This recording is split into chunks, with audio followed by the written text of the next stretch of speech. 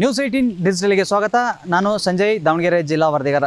ಏನು ನಮಗೆ ದಾವಣಗೆರೆ ಅಕ್ಕಪಕ್ಕದಲ್ಲಿ ಅಂದರೆ ಇರುವಂಥದ್ದು ಒಂದೇ ಒಂದು ಗುಡ್ಡ, ಅದು ಬಾತಿಗುಡ್ಡ. ಈಗ ಬಾತಿಗುಡ್ಡವನ್ನು ನಾಶ ಮಾಡಲಿಕ್ಕೆ ಕೆಲವೊಂದಿಷ್ಟು ಜನಗಳು ಮುಂದಾಗಿದ್ದಾರೆ ಅಂತ ಹೇಳಲಾಗ್ತಾಯಿದೆ. ಅಂದರೆ ಏನು ಈ ದೊಡ್ಡಬಾತಿ ಗ್ರಾಮದಲ್ಲಿ ಇರ್ತಕ್ಕಂತಹ ಬಾತಿಗುಡ್ಡ ಏನಿದೆ ಸಣ್ಣದಾಗಿ ಕರಗ್ತಾ ಹೋಗ್ತಾ ಇದೆ.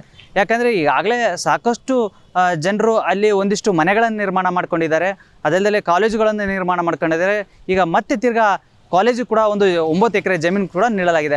ಏನು ಈಗ ದಾವಣಗೆರೆ ಪಕ್ಕದಲ್ಲಿರತಕ್ಕಂತಹ ದೊಡ್ಡಬಾತಿ ಗ್ರಾಮದಲ್ಲಿ ಏನಿದೆ ಸರ್ವೆ ನಂಬರ್ 300, 301ರಲ್ಲಿ ಏನು ದೊಡ್ಡಬಾತಿ ಗ್ರಾಮ ಪಂಚಾಯಿತಿಯಿಂದನೇ ಕೂಡ ಏನು ಆ 300, 301 ಸರ್ವೆ ನಂಬರ್ನಲ್ಲಿ ಬಡವರಿಗೆ ಮನೆ ನಿರ್ಮಾಣ ಮಾಡಲಿಕ್ಕೆ ಜಾಗ ಕೊಡಬೇಕು ಅಂತೇಳಿ ಏನು ತಹಸೀಲ್ದಾರ್ ಅವರಿಗೆ ಒಂದು ಮನವಿಯನ್ನು ಕೊಡಲಾಗಿದೆ.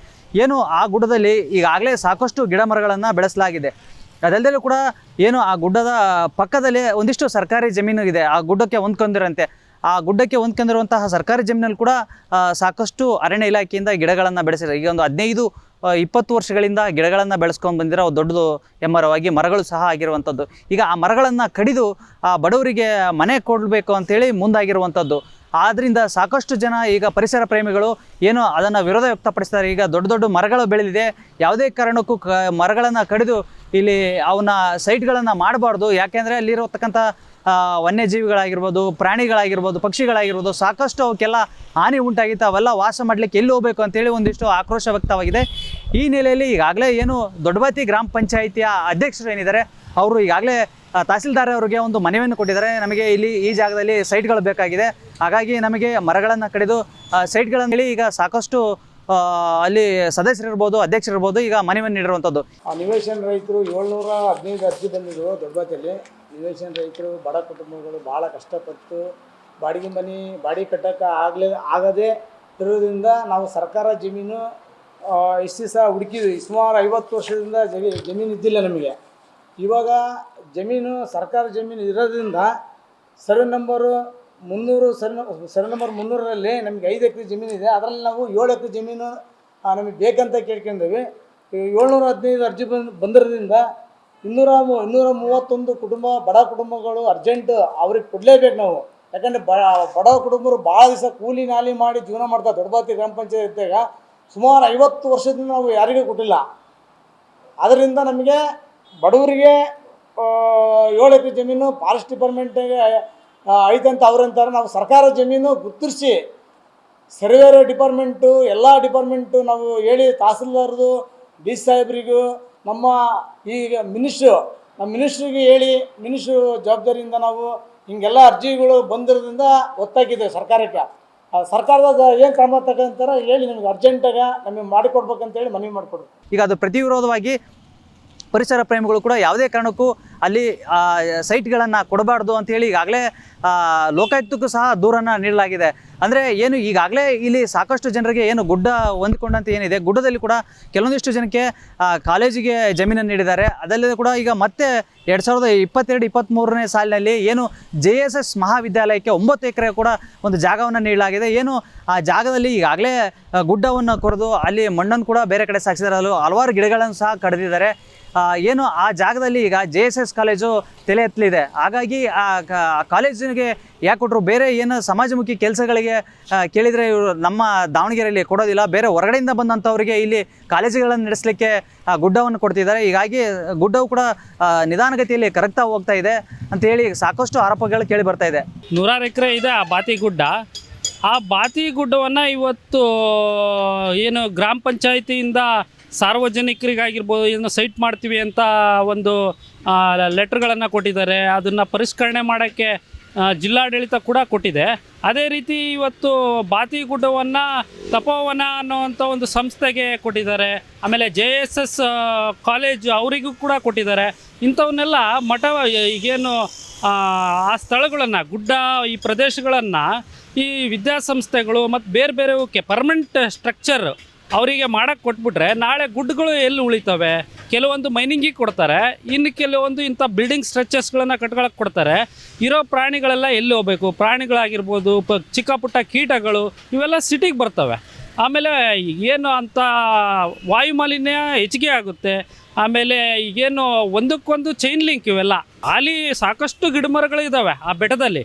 ಅವನ್ನ ಕಡಿಸಿ ಈಗಾಗಲೇ ಎಲ್ಲ ಕಾಂಪೌಂಡ್ ಆಗ್ತಾ ಇದ್ದಾವೆ, ಎಲ್ಲವೂ ಆಗ್ತಾ ಇದ್ದಾವೆ. ಇವರು ಇವತ್ತು ಸರ್ಕಾರಗಳು ಏನು ಮಾಡ್ತಾ ಇದ್ದಾವೆ, ಕೊಡೋದೇ ಒಂದು ಆದೇಶ, ಪಾಲಿಸೋದೇ ಇಲ್ಲ. ಅಂಥ ಒಂದು ಸಂದರ್ಭದಲ್ಲಿ ಹೇಳಿದ್ದನ್ನು ಮಾಡಬೇಕು.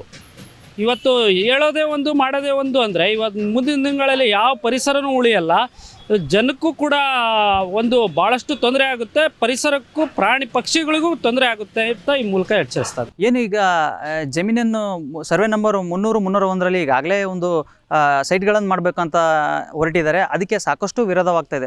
ಅದಲ್ಲದೆ ಕೂಡ ಏನು 240 ಸರ್ವೆ ನಂಬರ್ನಲ್ಲಿ ಈಗಾಗಲೇ ಒಂದು 9 ಎಕರೆ ಏನು JSS ಮಹಾವಿದ್ಯಾಲಯಕ್ಕೆ ಒಂದು 2022-23ನೇ ಸಾಲಿನಲ್ಲಿ ಈಗ ಜಮೀನನ್ನು ನೀಡಲಾಗಿದೆ. ಈಗ ಅವರು ಕೂಡ ಎಲ್ಲ ಗುಡ್ಡವನ್ನು ಕೊರೆದು ಮಣ್ಣನ್ನು ಕೂಡ ಸಾಗಿಸಿ ಈಗ ಗುಡ್ಡವನ್ನು ಕರಗಿಸ್ತಾ ಇದ್ದಾರೆ. ಅದಲ್ಲದೆ ಕೂಡ ಕಾಲೇಜ್ ಕೂಡ ತಲೆ ಎತ್ತಲಿದೆ. ಹೀಗಾಗಿ ಸಾಕಷ್ಟು ಏನು ಪರಿಸರ ಪ್ರೇಮಿಗಳು ಈ ಗುಡ್ಡ, ಯಾಕಂದರೆ ದಾವಣಗೆರೆ ಅಕ್ಕಪಕ್ಕದಲ್ಲಿರುವಂಥದ್ದು ಅದೊಂದೇ ಏಕೈಕ ಗುಡ್ಡ. ಈ ಗುಡ್ಡದ ಸರ್ವನಾಶ ಮಾಡಿದರೆ ಮುಂದಿನ ಪೀಳಿಗೆಗೆ ಪರಿಚಯ ಮಾಡಲಿಕ್ಕೆ ಯಾವುದು ಗುಡ್ಡಗಳೇ ಇರೋದಿಲ್ಲ ಅಂತೇಳಿ ಒಂದಿಷ್ಟು ಆರೋಪಗಳು ಕೇಳಿ ಬರ್ತಿದೆ. ಅದಲ್ಲದೆ ಕೂಡ ಏನು ಸಾಕಷ್ಟು ವನ್ಯಜೀವಿಗಳಿರ್ಬೋದು, ಪ್ರಾಣಿ ಪಕ್ಷಿಗಳಿರ್ಬೋದು ಸಾಕಷ್ಟು ವಾಸ ಮಾಡ್ತಿದ್ದವು. ಅಲ್ಲಿ ಅವೆಲ್ಲ ಬೇರೆ ಕಡೆ ಎಲ್ಲಿ ಹೋಗ್ತಾವ ಅನ್ನೋ ಒಂದು ಪ್ರಶ್ನೆ ಕಾಡ್ತಾ ಇದೆ. ಹೀಗಾಗಿ ಸಾಕಷ್ಟು ವ್ಯಕ್ತವಾಗಿದೆ. ಈ ಬಗ್ಗೆ ಏನು ಈಗಾಗಲೇ ಲೋಕಾಯುಕ್ತದಲ್ಲಿ ಕೂಡ ಒಂದು ಏನು ಪರಿಸರ ಪ್ರೇಮಿಗಳು ಒಂದು ದೂರನ್ನು ದಾಖಲು ಮಾಡಿದ್ದಾರೆ. ಯಾವುದೇ ಕಾರಣಕ್ಕೂ ಗುಡ್ಡಗಳನ್ನು ಬೇರೆಯವರಿಗೆ ನೀಡಬಾರ್ದು, ಯಾಕಂದರೆ ಅದು ಪ್ರಕೃತಿ ಹಾಗೆ ಉಳಿಬೇಕು ಅನ್ನೋ ಒಂದು ನಿಟ್ಟಿನಲ್ಲಿ ಈಗ ದೂರನ್ನು ಸಹ ದಾಖಲು ಮಾಡಿದ್ದಾರೆ. ಈಗ ಇದ್ರ ಬಗ್ಗೆ ಸಚಿವರು SS ಮಲ್ಲಿಕಾರ್ಜುನ್ ಅವರು ಕೇಳಿದಂಥ ಸಂದರ್ಭದಲ್ಲಿ ಏನು ಕಾಲೇಜು ನಿರ್ಮಾಣಕ್ಕೆ ಬೇರೆ ಕಡೆ ಜಾಗ ಅಲರ್ಟ್ ಆಗಿತ್ತು, ಆದರೆ ಅಲ್ಲಿ ಸರಿ ಹೋಗೋದಿಲ್ಲ ಅಂಥೇಳಿ ಇಲ್ಲಿ ಸಿಟಿ ಪಕ್ಕದಲ್ಲಿ ನೀಡಲಾಗಿದೆ ಅಂತ ಹೇಳಿದರೆ. ಅದಲ್ಲದೆ ಕೂಡ 35 ವರ್ಷ ಲೀಸ್ಗೆ ಕೊಡಲಾಗಿದೆ. ಅದು ಮುಗಿದ ಬಳಿಕ ಮತ್ತೂ ಕೂಡ ನಾವು ಅವರಿಗೆ ಕಂಟಿನ್ಯೂ ಮಾಡ್ತೀವಿ ಅನ್ನೋ ಒಂದು ಮಾತನ್ನು ಹೇಳಿದ್ದಾರೆ. ಅದಷ್ಟೇ, ಯಾಕಂದರೆ ಸಾಕಷ್ಟು ಈಗ ಚರ್ಚಾಗ್ರಾಸವಾಗುತ್ತೆ. ಡೀಮ್ಡ್ ಫಾರೆಸ್ಟ್ ಇಲ್ಲದು, ರೆಗ್ಯುಲರ್ ಫಾರೆಸ್ಟ್ ಇತ್ತು ಮುಂಚೆ. ಫಸ್ಟು ಅದು ಗೌರ್ಮೆಂಟ್ ಲ್ಯಾಂಡೇ ಇತ್ತು. ಈಗ ನೀವು ಹೋಗಿ ಅಲ್ಲಿ ನೋಡಿಯಾ, ಬಾತಿಗುಡ್ಡಕ್ಕೆ ಹೋಗಿ ಆಮೇಲೆ ಸಿದ್ದೇಶ್ವರನ ಗುಡಿ ತನಕ ಹೋಗಿಯಾ, ಎಲ್ಲರ ಮನೆಗಳು ಎಲ್ಲರ ಖಾಲಿ ಅದಾವ ಜಾಗ, ಅಷ್ಟು ಮನೆ ಆಗ್ಯಾವಪ್ಪ, ಭಾಳ ಮನೆ ಆಗ್ಯಾವ. ಈಗ ಅವ್ರನ್ನ ಹೆಂಗೆ ತೆಗಿತಿ ಹೇಳಿ ನೋಡೋಣ, ಪ್ರಾಕ್ಟಿಕಲ್. ಈಗ ಆಲ್ಟರ್ನೇಟಿವ್ ಏನಾರು ಜಾಗ ಕೊಡು, ಮನೆ ಕಟ್ಸು ಬೇಕಾಗ್ತದೆ. ಅದು ಯಾವ ಕಾಲದಾಗ ಕಟ್ಕೊಂಡಿರೋದು, ಯಾವ ಕಾಲದಾಗ ಮಾಡಿರೋದು? ಲೀಸ್ ಯಾಪ 35 ವರ್ಷ ಲೀಸ್ ಕೊಡ್ತಾರೆ, ಆಮೇಲೆ ರಿನ್ಯೂವಲ್ ಮಾಡ್ತಾರೆ. ಈಗ ಮುಂಚೆ ಹಂಗೆ 99 ಇಯರ್ಸ್ ಕೊಡಲ್ಲ. ಮುಂಚೆ ಎಲ್ಲ ಈಗ ನಾವು ಕುಂತಾವಲ್ಲ ಈ ಜಾಗ, ಇದು 99 ಇಯರ್ಸ್ ಲೀಸ್, ಎಜುಕೇಷನ್ ಪರ್ಪಸ್ ಅಂತ ಅವಾಗ ಮುಂಚೆ ಇತ್ತು. ಅದಾದ ಈಗ ಅದನ್ನು 35 ಇಯರ್ಸ್ ಅಂತ ಮಾಡಿ. ಇಲ್ಲಿ ಸ್ಥಳೀಯರು ಕೂಡ ಯಾವುದಕ್ಕಾದರೂ ಒಂದು ಏನು ಗೋಶಾಲೆ ಇರ್ಬೋದು, ಇನ್ನಿತರ ಸಾಮಾಜಿಕ ಕಾರ್ಯಗಳಿಗೆ ಒಂದು ಜಾಗವನ್ನು ಕೇಳಿದರೆ ಕೊಡೋದಿಲ್ಲ. ಹೊರಗಡೆಯಿಂದ ಬಂದಂಥವರು ಜಾಗವನ್ನು ಕೇಳಿದರೆ ಗುಡ್ಡವನ್ನೆಲ್ಲ ಕೊರೆದು ಮಾಡ್ಕೊಳ್ಲಿಕ್ಕೆ ಅನುಮತಿಯನ್ನು ಕೊಡ್ತಾರೆ. ಹೀಗಾದರೆ ಹೇಗೆ ಅಂತ ಒಂದಷ್ಟು ಸಾಕಷ್ಟು ಜಿಲ್ಲಾಡಳಿತದ ವಿರುದ್ಧ ಒಂದು ಆಕ್ರೋಶ ವ್ಯಕ್ತವಾಗುತ್ತದೆ. ಗ್ರಾಮ ಪಂಚಾಯತಿಯವರು ಆ ವ್ಯಾಪ್ತಿಯಲ್ಲಿರ್ತಕ್ಕಂಥ ಬಡವರಿಗೆ ನಿವೇಶನ ಕೊಡೋಕ್ಕೆ ನಮ್ದೇನು ಅಭ್ಯಂತರ ಇಲ್ಲ. ಆದರೆ ಬೆಳೆದಿರ್ತಕ್ಕಂಥ ಗಿಡಗಳನ್ನ ಕಡಿದು ಆ ಗುಡ್ಡದಲ್ಲಿರ್ತಕ್ಕಂಥ ಮಣ್ಣನ್ನೆಲ್ಲ ತೆಗೆದು ನಿವೇಶನ ಮಾಡಕ್ ಹೊರಟಿರೋದು ಇದು ಅವೈಜ್ಞಾನಿಕ. ನಾವು ಈಗಾಗಲೇ ನೋಡ್ತಾ ಇದ್ವಿ, ನೆರೆಯ ಕೇರಳದಲ್ಲಿ ಆಗಿರ್ತಕ್ಕಂಥ ದುರಂತ ಆಗಿರ್ಬೋದು, ಶೀರೂರು ಗುಡ್ಡ ಪ್ರಕರಣ ಆಗಿರ್ಬೋದು, ಅಭಿವೃದ್ಧಿ ಹೆಸರಲ್ಲಿ ರಸ್ತೆ ಕಾಮಗಾರಿ ಮಾಡ್ತಿರೋದು, ಚಾರ್ಮಡಿ ಘಾಟದ ಗುಡ್ಡ ಕುಸಿತ ಪ್ರಕಾರ, ಈ ತರ ಏನ್ ಲ್ಯಾಂಡ್ ಸೈಡ್ ಅಂತ ಹೇಳಿ ಅನೇಕ ಪರಿಸರ ತಜ್ಞರು ಹೇಳ್ತಿದ್ದಾರೆ. ಗುಡ್ಡದ ಒಂದು ಪ್ರದೇಶದಲ್ಲಿ ಅವೈಜ್ಞಾನಿಕ ಕಾಮಗಾರಿಗಳನ್ನು ಮಾಡ್ತಿರೋದ್ರಿಂದ ಆ ಗುಡ್ಡ ಕುಸಿತ ಆದಾಗ ಸುತ್ತಮುತ್ತಲ ಇರ್ತಕ್ಕಂಥ ಸಮೀಪದಲ್ಲಿ ಇರ್ತಕ್ಕಂಥ ಒಂದು ಭೂ ಪ್ರದೇಶ ಇದೆಯಲ್ಲ, ಅದಕ್ಕೆ ಬಹಳ ಧಕ್ಕೆ ಆಗುತ್ತೆ. ಅದರಲ್ಲೂ ಪರಿಸರಕ್ಕೆ ಬಹಳ ಧಕ್ಕೆ ಆಗುತ್ತೆ. ಈ ಒಂದು ಲ್ಯಾಂಡ್ ಸೈಡ್ ಅಂತ ಆದಾಗ ಅದಕ್ಕೆ ಸಂಬಂಧಪಟ್ಟ ಜಿಲ್ಲಾಡಳಿತವೇ ಹೊಣೆ ಆಗುತ್ತೆ. ನಾವು ಒಂದು ಕೇಳ್ತಿರೋದು ಏನಂದ್ರೆ, ಯಾವುದು ಅವಶ್ಯಕತೆ ಇದೆ, ಇದೇ ಸುಮಾರು ದಾವಣಗೆರೆಯಲ್ಲಿ ಗೋಶಾಲೆ ಬೇಕು ಅಂದಾಗ ಗೋಶಾಲೆಗೆ ಜಾಗ ಕೊಡದೇ ಇರೋದು, ಏಕಾಏಕಿ ಯಾಕೆ ಗಿಡಗಳನ್ನ ಕಡಿಯೋಕ್ಕೆ ಒಂದು ಮುಂದಾಗಿದ್ದಾರೆ? ಯಾಕೆ ಗೋಶಾಲೆಗೂ ಕೂಡ ನೀವು ಅವಕಾಶ ಕೊಡಿ. ಅಲ್ಲಿ ಗೋಶಾಲೆಗೆ ಜಾಗ ಬೇಕು ಅಂತ ಕೊಡ್ಲಿಲ್ಲ. ದಾವಣಗೆರೆಯಲ್ಲಿ ಒಂದು ಹಂದಿಗಳ ಸಮಸ್ಯೆ ಇತ್ತು, ಅವಕ್ಕೆ ಪುನರ್ವಸತಿ ಕೇಂದ್ರ ಹಂದಿ ಸಾಕಾಣಿಕೆಗೆ ಬೇಕು ಅಂದಾಗ ವಿರೋಧ ಮಾಡಿರೋರು ಈಗ ಏಕಾಏಕಿ ನಿವೇಶನಕ್ಕೆಲ್ಲ ಯಾಕೆ ಕೈ ಹಾಕ್ಬೇಕು? ಒಟ್ಟಾರೆಯಾಗಿ ಕರಗ್ತಾ ಇರುವಂತಹ ಗುಡ್ಡವನ್ನು ತಡೆಗಟ್ಟಬೇಕು. ಅದಲ್ಲದೆ ಕೂಡ ಮರಗಿಡಗಳನ್ನೆಗೆ ಏನು ಕಡಿದು ಹಾನಿ ಮಾಡಿ ಸೈಟ್ ಮಾಡಲಿಕ್ಕೆ ಹೊರಟಿರೋ ಅದನ್ನು ತಡೆಗಟ್ಟಬೇಕು ಅಂತ ಈಗ ಒಕ್ಕಲಿನ ಒತ್ತಾಯ ಆಗಿದೆ. ಸಂಜಯ್, ನ್ಯೂಸ್ 18 ದಾವಣಗೆರೆ.